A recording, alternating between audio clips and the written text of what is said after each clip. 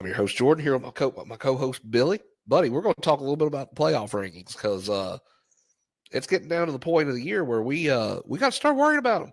And after we didn't handle our business this weekend, we really got to worry about them. So let's see what we got here. Starting off with top four pretty much stayed the same: Oregon, Ohio State, Texas, and Penn State. Uh, they do have Boise in the first round bye situation, which that's interesting to me. Uh, I don't. I'm not sold on Boise State. I'm just not.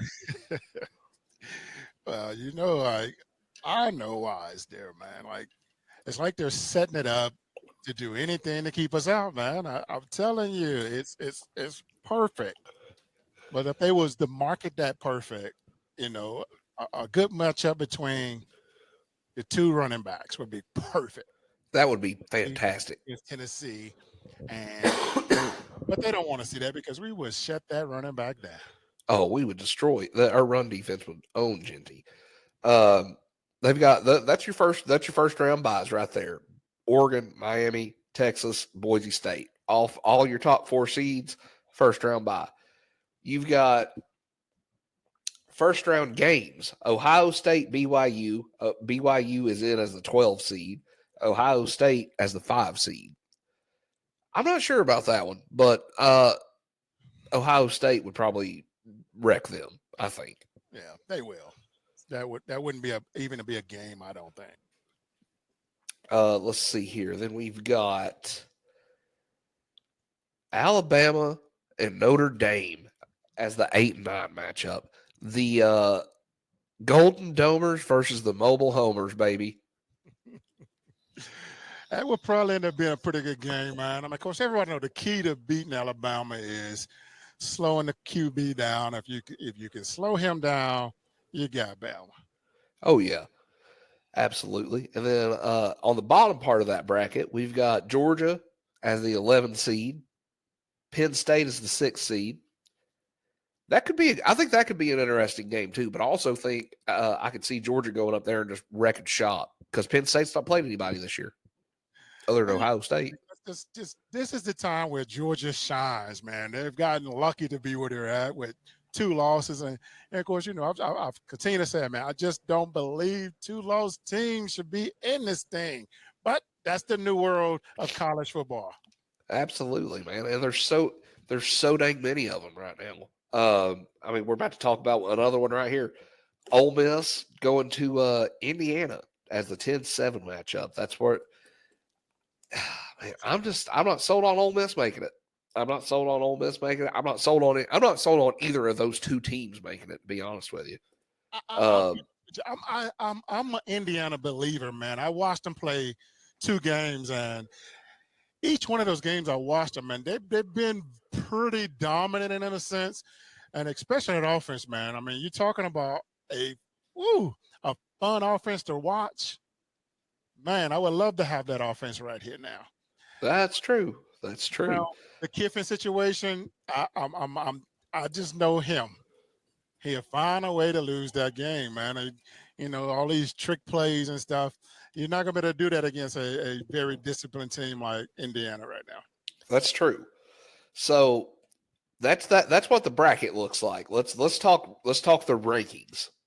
Just the college football playoff rankings. Top 4, we know what those are. Those haven't changed. They've got Indiana at number 5, Notre Dame at 6, Bama at 7. Bama's at 7, and they're the highest ranked 2-loss team. Miami at number 8, 9-1. Mississippi, Ole Miss at number 9, 8-2. Georgia 8-2. Then Tennessee 8-2. Boise State at 9-1. SMU at 9-1, and BYU at 9-1. They have BYU in the playoffs from 14. Like, come on, what's going on here? It's going the way I said it when they created the 12 team playoff situation. It's going to come down to who they truly want to be in there versus who should be in there. Like it's like I don't think a 2-loss team deserved to be in this situation. I get it. I mean, I love it that we still have a shot or there's teams that have a shot, or they want to guess and say that the two-loss team is one of the best teams in the country. Well, they wasn't when they lost one of those two games. Right. Uh, Right. so, like, I still believe that all these teams that have one loss or no loss, they should be above the teams that got two losses. It shouldn't be about the whole situation of they are the best team. They wasn't the best team. They wouldn't be if they lost two games. That's true. That's true. Uh, we it sucks that we're one of those, but it's also, we're still firmly in the conversation. So it's gonna be interesting these last couple of weeks, because basically the point of our episode here today is we're going to talk about what kind of help Tennessee's going to have, and you kind of said it. There's not a whole lot out there. We just have to help ourselves, Yeah. more or less. We got to first start off and do our jobs first, man. Win these next two ball games, and because it's not going to help us regardless if we win these games. We're supposed to win them help from the guys above us, and some of it is going to be tough to happen because you got situations where you got this weekend with Ohio State and Indiana. That's a no-win situation for us because if either one of them lose, guess what? One of them have two losses and the other one have one loss. That's true. That's true. We've got this is kind of one of what I'm kind of getting at here. I think the one thing we, outside of beating UTEP like we should, and beating Vandy, outside of that, I think, and I kind of mentioned this to you too, I think honestly I think the playoff committee thinks we're very one dimensional because our offense is not putting up 50, 60 points a game like we had been. I think if Nico is that elite of a passer, let that boy sling it 60 times a game and show them, hey, we do have a passing game. Because I mean, if they mentioned, I'm trying to think who it was, but BYU beating who did BYU beat this past weekend? I think BYU. I thought they lost. They lost. It was somebody. Who was it they beat? Somebody beat somebody that was in the playoffs. They were like, well, we looked at how they beat such and such and this, that, and the other. And it's like, I think we've got to change the narrative that Tennessee is a one-dimensional football team and show that we can put up points like we were doing, first of the year, this, that, and the other. I think that would go a long way in maybe helping us out. But because neither of the secondaries that we have coming up are going to stop much, I don't feel like. Well, they're going to have their hands full this weekend, man, because we're running it downhill, down their throat. And if they end up putting 8 in the box or whatever, I mean, we got it easy. We can throw it down the field because our receivers got the shot. They got to make up for some of the ground that they missed this past few weeks. Yeah, for sure. Outside of that, though, this is kind of the stuff that is there's no kind of to it. This is stuff that's out of our hands. I feel like Florida has got to get Ole Miss in the swamp, and I think Florida's capable of doing it. I don't necessarily think they will, but I do think that they can beat them because they've got Lagway back. They look good against LSU. They looked real good against LSU, actually. We got to have that. Ohio State needs to just dog walk Indiana. I mean, that's the only way that I think the hype train for Indiana is going to slow down any. I'm with you there because if Indy beats Ohio State, now you're going to have that biased two-loss team that they're going to put in before us because they're going to call them a much sexy team because of their offense. Yes, which kind of ties into that what I was saying just now. We got to look. Style points are going to matter for us these last two games. I think if we can win by 70, by God, do it. Well, with me, like even if they did do that, let's just say Indiana beat Ohio State, they still got to take in consideration that it's too late to be losing and still think you're going to be down one of the top teams. That's true. That's true. But we know they won't do that. They had already put us out of the playoffs when we had one loss. Yeah. I mean, calling that game Saturday for Tennessee an elimination game was a bit much. Like It was not to me. It's not an elimination game whenever you're playing a team that's been the top dog in the conference for the last few years, and it's just not. That's not how that should work. I don't feel like, but we talk about Kiffin with how he is. He actually made a really good point. There's going to be teams that don't want to play in the conference championship that are in the playoffs, and because they know they'll get punished for losing, even if it's close or not. And I'm telling you, I think we've had this conversation before. I think at some point it's the conference championship games are going to be done away with because of that. Because there's going to be teams that don't want to just don't want to play in it. I don't see how they could, but money talks. That being said, though, let's see here. Let me see what else we got here as far as what could help the Vols out here. We've got Indiana needs to dog walk Ohio State. We need Notre Dame to drop at least one of these next two, whether it be Army or USC. We need one of those two games to go against Notre Dame. Notre Dame, let's see, they're independent, so it's they're scheduled. Well, they actually. That's going to be two tough games from the past next 2 weeks, and you're talking about Army is not going to be a pushover. That offense, man, when you're able to run the ball like that, it's tough to beat a team if they're able to still run the ball on you like that. Oh yeah. USC is not going to be a cakewalk either. They always give Notre Dame a game, and I think USC is capable of beating them as well. Yeah, I mean, there's two potential games right there for them to drop. But I honestly, until Notre Dame drops their sack and joins the conference, I don't think I don't feel like they should be considered. I don't know. I don't know. It's ridiculous that they get to basically schedule whoever they want to, and they're still like, well, we're the top program in the country. No, you're not. You guys suck. But next up though, Bama being ahead of us, which 2-loss team. Bama, we're a 2-loss team. There, I think it was. Oh, this is what it was. They hyped up how they beat Mercer, the mighty Mercer Bears, and I'm like, man, that's a community college. They just beat up on. Like, are you kidding me? And they're going to say, well, they beat Georgia. Okay, I get that, but we beat Bama. So what does that say? It doesn't matter.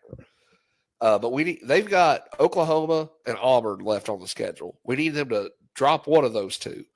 And they're capable of dropping those two. You just never do know. Well, I'm going to call it now. If they don't lose this weekend, I'm going to call it they will lose to Auburn. The Ard Bowl. The Ard Bowl. I call Auburn that they're the giant killers, man. They normally spoil someone's season every season. Well, they should have honestly beat them last year. Just saying. Should have done it last year. BYU, we got to have them drop one. I'm not real sure who they have left on their schedule, but we got to. I do know this week they play Arizona State. Yeah, so BYU, they don't have it easy either, man. They it was I think it was Arizona State and I think it was Houston. I think something like that. Yeah. So so right, and that could knock the Big 12 out of having a bid. So we'll see what happens. Longest shot though out of all of it, to me, Georgia. We do need Georgia to drop one. It ain't gonna happen this week. They play UMass this week. That's not happening. Georgia Tech though. Georgia Tech rivalry weekend. Crazy things happen. Rivalry weekend. They did beat Miami, and I mean beat Miami pretty convincingly too. So who knows, man? But like the schedule for this week for the playoff teams. Let's see here. And see, I think that Georgia Tech game is on a Friday too. I think it may be. Let's see here. So your playoff games this weekend, we got Indiana, Ohio State at noon, Then Miami plays Wake Forest at home. Ole Miss goes to the Swamp. SMU's a team That's that tough. people are sleeping on. The Swamp, going to the Swamp after a big win like they just got with LSU, I can see them coming out and giving a swinging, man, because I know that crowd is going to be hostile. Oh yeah, I mean, it's gonna. I don't think it's gonna be an easy one for them. I don't think it's gonna be an easy one for them. I'll give Billy Napier credit. He's rallied that Florida team in a big way. Because I mean, if you'd have hit us 3 weeks ago when Florida was sitting at 2-5, you just sit here.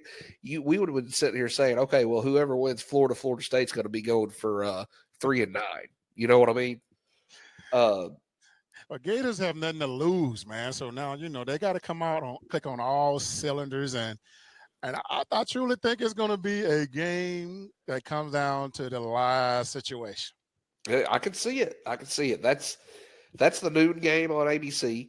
Well, I do think we need to pay attention to SMU just a little bit. People aren't really saying much about them, but I do think we need to pay attention to SMU. They're right there with us. They're 13-14. So it would probably help us quite a bit if they would drop a game. Just saying. Georgia, UMass, well, we ain't even going to talk about that. That's going to be a bloodbath. Kentucky, Texas. Kentucky goes to Texas, 3:30 on ABC. We need that game to go. I'm going to say Texas is so far ahead of us, that game's not going to matter. I don't feel like. But if they lose that game, you talk about all hell breaking loose in the SEC, son, because then everybody's got 2 losses. Now, Everybody has them. That's where the tricky situation comes up, to where they're going to say, now we need to jump the playoffs to 24 teams. I can see it. I mean, it's coming, man. That's how it always set up when you do these playoff situations, man. Like I even wonder, like I thought about going to look at the how the college did it with the 64 team. Was it always 64? I think it was. You talk about basketball, the basketball tournament? Yes. Yeah, it was. And then they extended it to 68. So you had 2 play-in games. So man, we've talked about it before, and I do agree with you on the idea that they're going to probably expand it. And I think but if they do, they don't need to go to any more than 16. But man, they're going to do what they want to do. If they expand it though to 16 or even 18 teams, they'll end up getting rid of the conference championship games. I don't, because at that point, what good are those conference championship games? You just go by the standings, and that's one more game that somebody's going to have to play. And that kind of is also Kiffin's point behind what he said. You're out here busting your ass having to play in a conference championship game while you've got whatever team sitting at home resting, getting ready to play their first game. So it's going to get wild these last couple of weeks. And that's the reason why I don't like the playoffs, man. I mean, I don't care about the extra games, man. I want it to go back to old school, 1 and 2 duke it out. If you lose one game, there's a chance you ain't gonna make it to the national championship game. So you got to fight to be undefeated. That's the way it should work. I mean, right now it's more of a participation trophy situation where you got 100 bowl games. Yeah. And that don't mean anything. That's why the kids are skipping the bowl games now. Yeah, absolutely. I agree with that 100%. The next game up we need to touch on Penn State at Minnesota. Hopefully PJ Fleck is rowing the hell out of that boat at Minnesota, because we need them to beat Penn State. That's a tough one, man. I mean, I know Penn State has been on the edge of making it to the big game every year. But in Minnesota, you just know, I mean, they always played them tough. Yeah. It's we need that upset to happen, because I don't feel like with Penn State, they lost their big game to Ohio State. They beat a very depleted Michigan team. That's probably their next best win. They have no top 25 wins. So you drop them out, they lose a game. I feel like you could drop them out of the playoffs because their schedule does not play into their favor.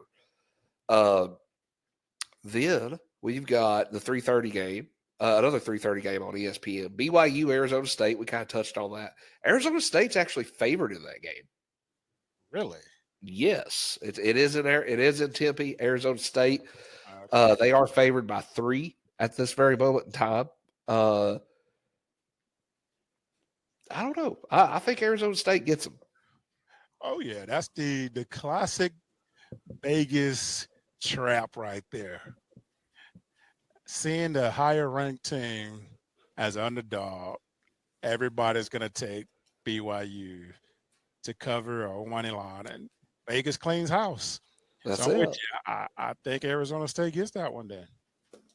And here's another team that we do need to pay attention to, whether we want to or not, because they are another 2-loss team. Colorado goes to Kansas, plays the Jayhawks. Colorado is just a 2.5-point favorite, kind of like BYU was here last week to the mighty Jayhawks. And I was like, you give me BYU, they'll cover. No, Kansas is only a 2.5-point dog to the Colorado Buffs.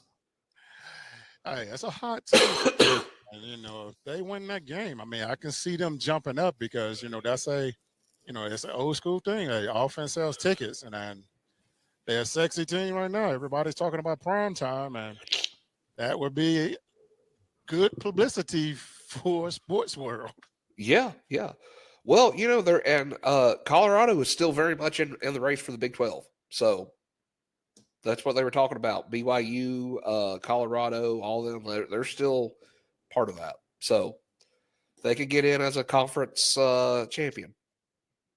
Wow, man. I didn't even Wild as that sounds. like that, but now that I see that, gosh, that is yeah. So, prime time have those boys ready to play then, because if they got an opportunity, he's going to figure out a way to do it, because that's the only way his kid, Travis, is going to win the Heisman. Everybody talking about he already got the Heisman locked up. It's like, nah, I don't think he has it locked up, because he's going to have that situation where him and the quarterback are sharing votes. Yeah, absolutely. So that's an intriguing one. Like, I feel like we've got to watch the teams that are within about 3 or 4 spots behind us and 3 or 4, maybe 5 ahead of us, and see what happens. You know what I mean? Next up, Army Notre Dame. That's the 7:00 game on NBC or Peacock. Army 9-0, Notre Dame 9-1. This is the. I wouldn't be at all surprised to see Notre Dame drop this one, because but it is in South Bend. So, but that would be one that would help us out tremendously. I don't think they would jump Army that high though. They'll put them right there about where we're at. But that's gonna be tough, man, for to leave a 10-0 team down below, and especially with them beating the number 6 team in the country. They will have to put them in contention in the top 12 there. Well, here's the thing. You've got them at 19. You've got Boise State on the back end of that at 12 as the 12 seed. So basically, Boise State's got a loss. Speaking of, that's the next game that we can talk about. That's 7:00 Saturday night against Wyoming. I think you would then have to flip flop Army and Boise State, man. I mean, Army is undefeated. Boise State's got 9-1, and yeah, Boise State's got an easy one this week though. They're a 23-point favorite over Wyoming. And Wyoming's 2-8. So yeah, Yeah, their next 2 games are cakewalk. So I don't see them losing the game unless some miracle happen. Yeah. Then the last couple games that really affect us or we need to watch, I feel like, are Alabama, Oklahoma, 7:30 ABC. Oklahoma's playing better ball now. They seem to be getting it together. They're still pretty banged up, but Alabama does have to travel to Norman, and I want to give credit to the Oklahoma fans there for our trip out there. They brought it for that game, so I would like to think they'll do the same thing for Alabama, uh, even if they feel like they're down and out, whatever. But don't sleep on that game. Don't sleep on that game. Alabama's a 13.5-point favorite, so I'm with you there. we need the Boomer Sooners to circle the wagons there. Yeah, I mean, you got, like you said, they're banged up, man. That's why you haven't seen that Oklahoma team be as successful as I thought they would. But they still got a lot of kids that can play some ball, and don't count them out just yet. I mean, I can see them giving them a chance to steal that game as well. Yes, absolutely. And then last but not least, Texas A&M and Auburn, 7:30 ESPN. Man, that's one too that we need a little help with. Texas A&M goes down to Auburn. That could change a lot. And then that also would put the situation on the table where next week Alabama and Auburn in the Iron Bowl, Auburn has to win that game to get it to be bowl eligible. So that could be those two games right there might be the most interesting games of the weekend, honestly, and have the biggest impact on us because to me, you cannot put a 3-loss Alabama team in there over a 2-loss Tennessee team. I mean, I know what you're going to say, and I would agree with you. If they can, they will. But I just at what point do you just say enough is enough on that? Like you can't. You can only force them down people's throats so much. Exactly. I would not doubt if something like that happened where Tennessee have 2 struggle wins and they do that. I mean, because I've seen it happen, man.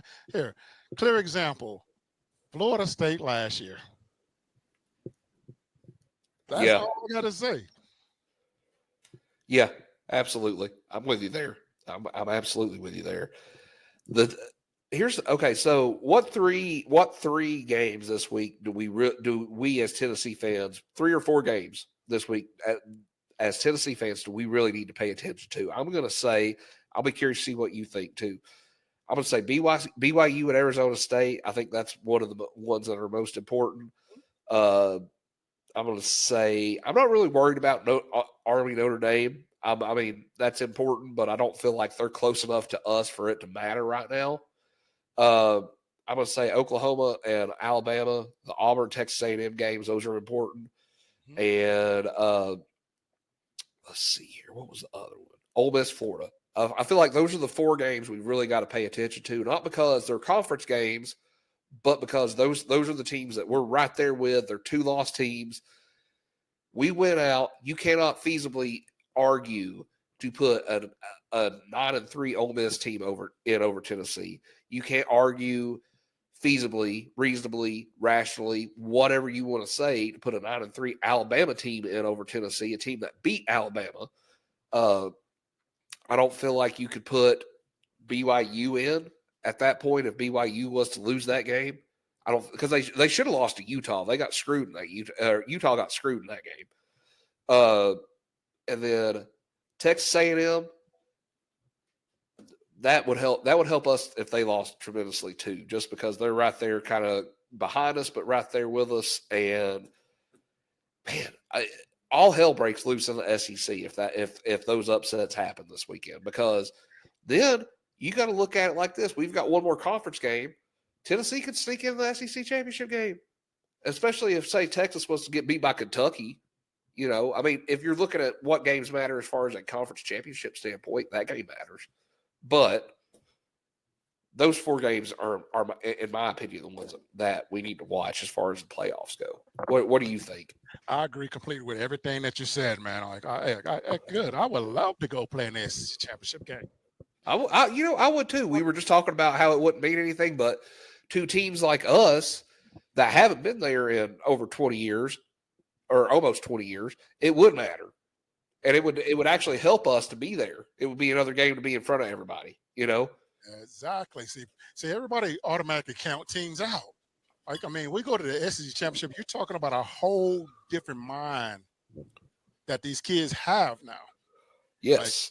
they already saw the fact that last week how it works, but when you go play in a neutral situation, all that's counted out because now you have totally different referees refereeing your game now. Facts. Big facts. So, buddy, that being said, we're gonna do this the rest of the way. I like having these conversations because it's gonna change every week. Every week it's gonna change. We've got a lot to talk about. Period. Playoff football. So we'll do this again next week too for sure. That being said, though, I think we've about hashed out every scenario we need to happen this week. Yes. Let's put a bow on this one with the Go Vols